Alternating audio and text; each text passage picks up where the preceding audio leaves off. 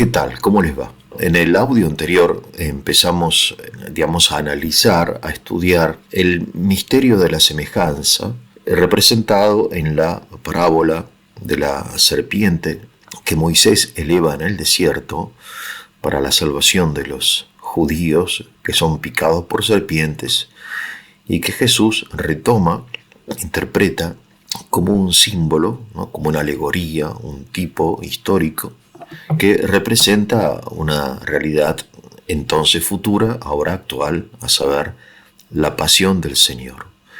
Y cómo esta imagen de que una serpiente de bronce, en este caso, es el vehículo de salvación de la picadura de las serpientes, a saber, son semejantes y a su vez distintas, nos lleva a la doctrina acerca de la semejanza, ¿no? Como medio de salvación. Entonces, la salvación a través de la semejanza.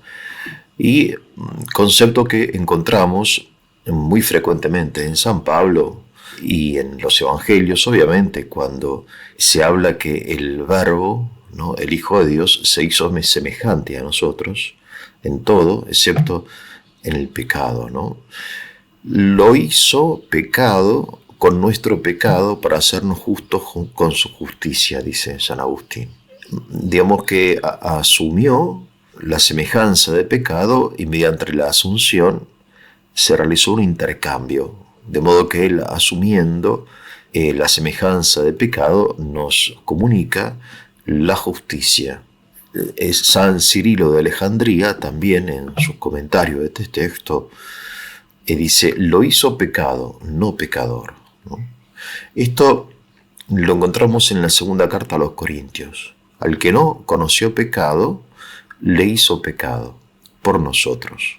La expresión es tan fuerte, creo que se los comenté en el audio anterior, igual vale la pena repetirlo, que algunas traducciones, en lugar de conservar el original griego, a saber, lo hizo pecado, traducen lo hizo sacrificio por el pecado, ¿no? Es la interpretación, ¿no?, de los santos padres. Aquí nos encontramos con un problema lingüístico, a saber que San Pablo utiliza aquí una hipérbole, es decir, él no busca la exactitud, sino la expresividad. Entonces no hay que interpretar en sentido literal exacto, ¿no?, racional, esto lo hizo pecado, sino hay que interpretarlo como lo interpretan los santos padres, como sacrificio por el pecado, ¿no? De todas formas, esto vamos a continuar un poco, si les parece, aunque nos apartamos un poco del texto mismo de la parábola para ir a la interpretación de la misma. Tenemos aquí, de todas formas, grandes dificultades para entender esto, ¿no? Y para hacerlo actual, para que realmente podamos comprender la importancia, ¿no?, de esto, ¿no? Porque esto del pecado, por ejemplo, ¿qué es el pecado?, ¿no? Porque nosotros generalmente entendemos el término pecado en un sentido moral, o peor, moralista, ¿no? Y nos preguntamos si tal cosa, padre, es pecado, ¿no? Comer, no sé, tal cosa, tal día, es pecado, ¿no? Llegar tarde a la misa, es pecado, ¿no? Hacer tal cosa, ¿es o no pecado, ¿no? Entonces, claro, en este sentido, la fuerza de esta expresión, ¿no?, pecado, se pierde, ¿no?, se disuelve en este tipo de cuestiones más bien morales o moralísticas o casuísticas, ¿no?, que no tienen mucho sentido, que no son profundas. Para los santos padres, en cambio, el pecado es otra cosa, a saber, es la corrupción de la naturaleza humana. Así lo llama San Máximo el Confesor, ¿no? El pecado es, digamos, una esencia, para decirlo de una forma metafísica, ¿no?, que hace a que el hombre ya no es el mismo hombre, el que fue creado y el que cayó, ¿no?, después del pecado. Vemos que entonces el pecado, es una esencia ontológica. Jesús asumió, cuando dice San Pablo lo hizo pecado, asumió nuestra condición, ¿no? O sea, el hombre ya no es lo que era. Nuestra naturaleza humana, ¿no? Universal, de todos y cada uno de los hombres. Es una naturaleza frágil, vulnerable, ¿no? Y aunque en este momento quizá alguno de nosotros no sufra ninguna enfermedad, sin embargo, esto no quiere decir que nuestra naturaleza no sea vulnerable a la enfermedad, ¿no? Porque el hombre sano no es el que no puede enfermarse, sino el que aún no se ha enfermado. De modo semejante, el hombre que está vivo es aún el que no se ha muerto. Por ejemplo, en un famoso cementerio europeo, en el portal del cementerio hay una calavera, ¿no? Y debajo de la misma la inscripción, orientada a ser leída, ¿no? Por aquellos que entran al cementerio. Tú eres lo que yo fui, yo soy lo que tú serás. Claro, suena macabro, pero es exacto. No es que hay dos tipos de hombres, los vivos y los muertos, los sanos y los enfermos, sino que es la misma persona que en un momento está viva, después muere, en un momento está sana y después se enferma. Esto es lo que analiza la teología, la patrística, ¿no? Que va más allá, repito, de la idea exclusivamente moralista y algunas veces demasiado jurídica, digamos, ¿no? Del pecado, ¿no? Como sacerdote muchas veces he sentido ese tipo de, como de confesiones, ¿no? Yo, padre, llegué a la misa durante el credo. ¿Vale la misa? Y si no vale, ¿qué significa si vale, si no vale, ¿no? Este tipo de cosas, ¿no? Que nos hacen perder de vista la realidad profunda del pecado. San Máximo el Confesor escribe, ¿no? Es un santo padre que vale la pena leer, ¿no? Porque es profundo. Dice, porque en Adán, dice San Máximo, leo, se introdujo la pasión, la corrupción y la mortalidad en la naturaleza humana. En Cristo, en cambio, se introdujo en la misma naturaleza el desapasionamiento, la incorruptibilidad y la inmortalidad. Es un texto difícil porque habría que desarrollar cada uno de estos conceptos, ¿no?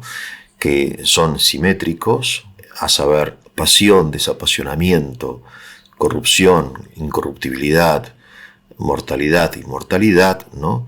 Que tienen un enorme contenido, pero lo importante aquí es sentir que el pecado no es algo que nosotros vayamos a hacer o dejemos de hacer, sino es algo que ha herido profundamente y ha modificado profundamente al hombre, ¿no? A la naturaleza humana, como dicen los santos, ¿no? Entonces, el hombre, ¿no? Es un tema, el pecado antropológico. Después, San Máximo va a explicar el contenido de estos términos, pero lo va a explicar en el sentido que el mismo hombre, porque ambos son hombres, el mismo hombre existe como en condiciones de existencia muy diversas. La condición de existencia, repito, de pasión, corrupción y mortalidad, y la condición de existencia a través del Señor, el desapasionamiento, incorruptibilidad y mortalidad, ¿no? Bueno, estos son temas de teología. De esto se ocupa la teología. Bien. Entonces, decíamos que, volviendo a la parábola, ¿no? El tema de la semejanza y de la desemejanza. Entonces, el mal y el bien. El mal y el bien son conceptos obviamente opuestos, ¿no?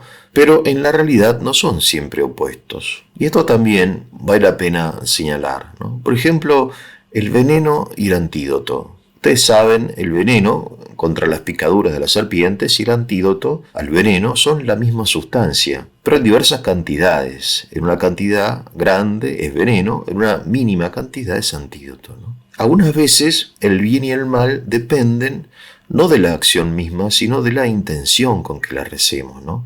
Por ejemplo, el castigo. El castigo puede ser efecto del amor, ¿no? Como dice la Escritura, el que ama a sus hijos no ahorra la vara, no recuerdo bien literalmente, pero hacía referencia a los padres que aman a sus hijos también lo saben castigar por amor, ¿no? El castigo puede tener un fin pedagógico, pero por afuera se asemeja a la venganza, pero es todo lo contrario de la venganza, porque la venganza es fruto del odio. En cambio, el castigo es pedagógico, me refiero, es fruto del amor, ¿no? No sé, por ejemplo, la amputación de un miembro gangrenado, de una persona enferma, ¿no? De un soldado. por ejemplo, en la guerra, se asemeja exteriormente a la tortura, pero es todo lo contrario, porque la intención del médico, al hacer sufrir al soldado, es buena, es salvarlo, ¿no? En cambio, la tortura es hacerlo sufrir, que confiese, etc., ¿no? Y así, infinidad de ejemplos que nos señalan que, aunque desde el punto de vista conceptual, el bien y el mal son conceptos opuestos, ¿no? Y así deben ser tratados en la lógica, algunas veces el bien se realiza a través del mal.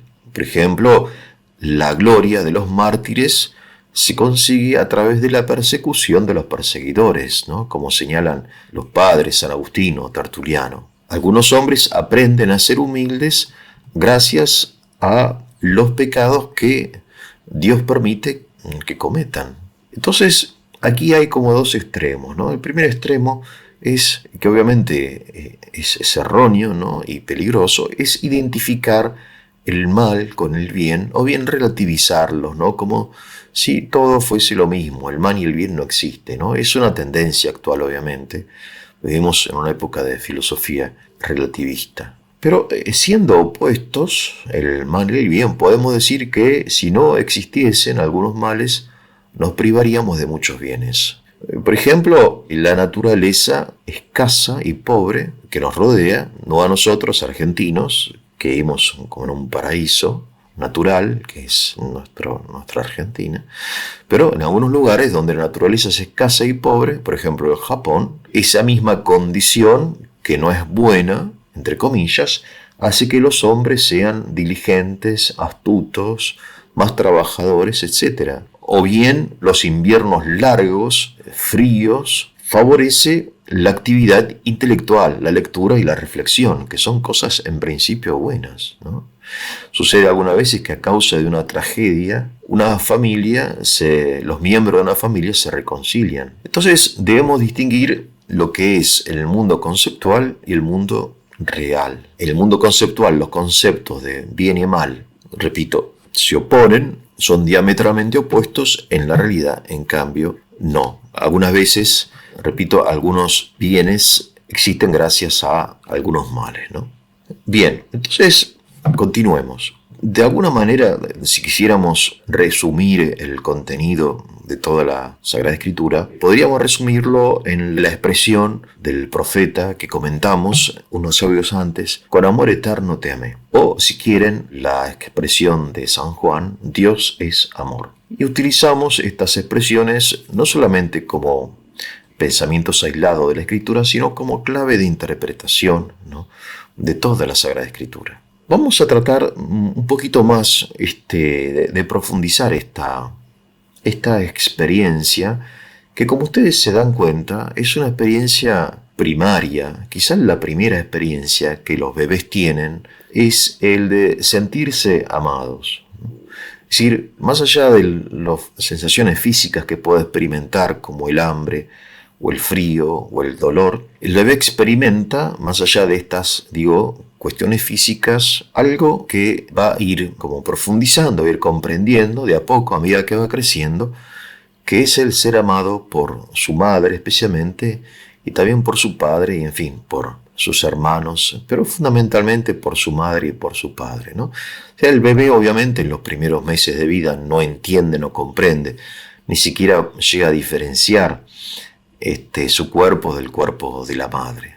Él llora y porque siente frío, siente hambre, y entiende que al llorar va a recibir una respuesta, que algo se le va a acercar, le va a sonreír, y lo va a alimentar, ¿no? Y ese algo, ese alguien, ¿no?, que le sonríe y lo alimenta, es su madre. Y realmente aquí no importa si el bebé es pobre o es rico, si la cuna es de oro o, no sé, de plástico, o es un pesebre en Belén, porque en realidad esto no cambia la sustancia de esta escena, ¿no?, de esta experiencia primaria, desde los tiempos más remotos, ¿no?, desde el Paleolítico, cuando los hombres vivían en cuevas y los bebés nacían ahí, ¿no?, y etcétera, eran depositados, no sé, en un montoncito de paja, hasta los días de hoy, ¿no?, en fin, cuando está todo perfectamente organizado. Pero la experiencia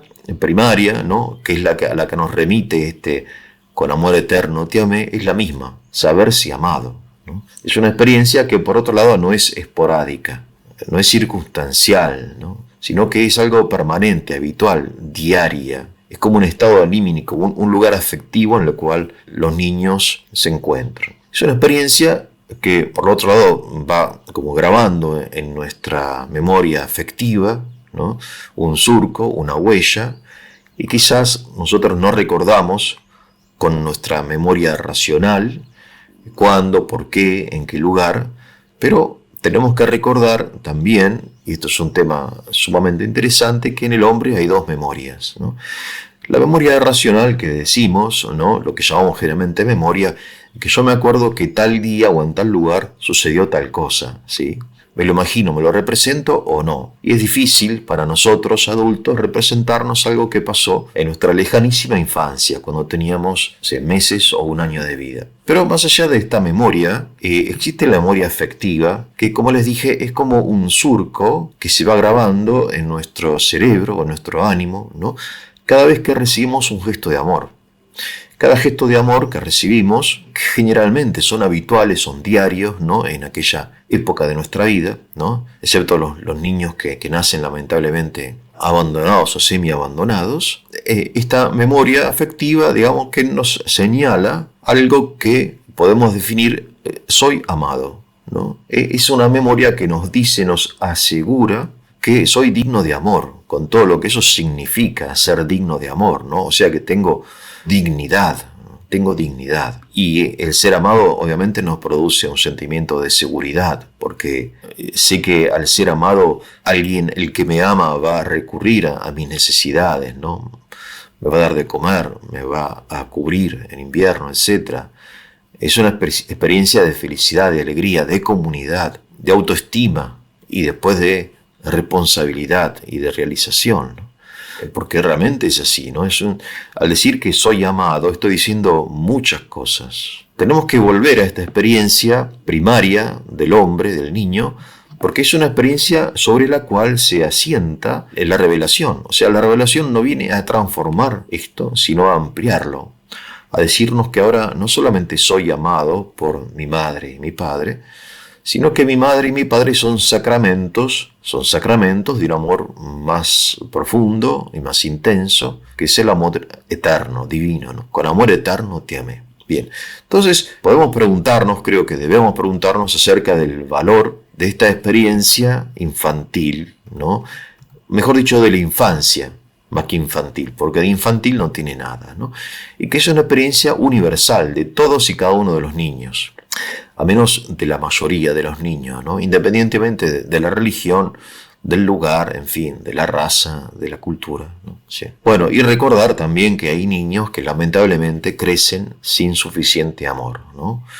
O hay niños que también lamentablemente, debido al amor que reciben, se convierten en personas narcisistas o egoístas, ¿no? Que no entienden esto como una responsabilidad también, ¿no? Que realmente lo es. El ser amado implica también la responsabilidad de responder con amor. Bien, entonces les decía que esto de ser amado por alguien, ¿no? Que es esta primera experiencia que tiene el niño, después recibe en el cristianismo un sentido más profundo, ¿no? Sacramental. Y esto es interesante, creo yo, porque el cristianismo coincide con esta primera experiencia de todo hombre. O sea, así como todo niño está en brazos de su madre y se siente feliz en brazos de su madre, así dice el Salmo 130, leo del Salmo 130, ¿no? No pretendo grandezas que superan mi capacidad, sino que acallo y modero mis deseos como un niño en brazos de su madre. Ya esta primera experiencia feliz del niño que está en brazos de su madre, el salmista, que realmente creemos que es el profeta David, lo traslada, ¿no? Fíjense, volvemos al concepto de alegoría, de metáfora, ¿no? De parábola y de analogía, lo traslada a la relación del hombre con Dios, ¿no? Bien, entonces esto, ¿no? Dios es amor. San Agustín en un lugar dice que si se perdiese todo el texto de la Sagrada Escritura, no encontré el lugar exacto, lo estoy sacando de un libro de un teólogo, pero creo que podemos confiar, al menos en este caso, en esto que él dice.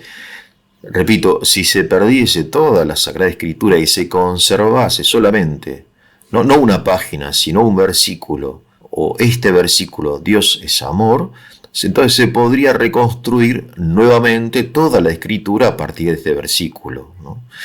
Obviamente, Agustín está diciendo que se puede reconstruir uno y cada uno de los hechos que se narran en la Escritura, ¿no? O sea, no podemos reconstruir la historia a partir de una frase, pero sí podemos sintetizarlo, ¿no? O sea, un matrimonio que ha vivido feliz, amándose mutuamente, no sé, 40 o 50 años, y al final de sus días puede resumir toda su experiencia: yo la amo, dice él, y ella me ama. Obviamente a partir de esa frase no puede reconstruir toda la historia de esos 40 o 50 años de vida, pero sí puede sintetizarla, ¿no? Como si fuese una clave de interpretación, ¿no?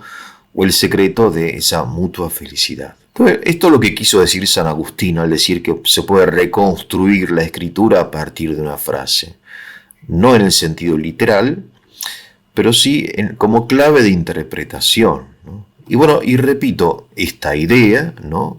Con amor eterno te amé, coincide felizmente con la primera experiencia de todo hombre al saberse amado por sus padres, yendo sin embargo más allá. Bien, entonces fíjense ustedes cómo la escritura es a su vez muy compleja, y si quisiéramos explicarla toda no nos alcanzaría la vida, ni la vida de miles y miles de personas, como dice San Juan al final de su evangelio, ¿no?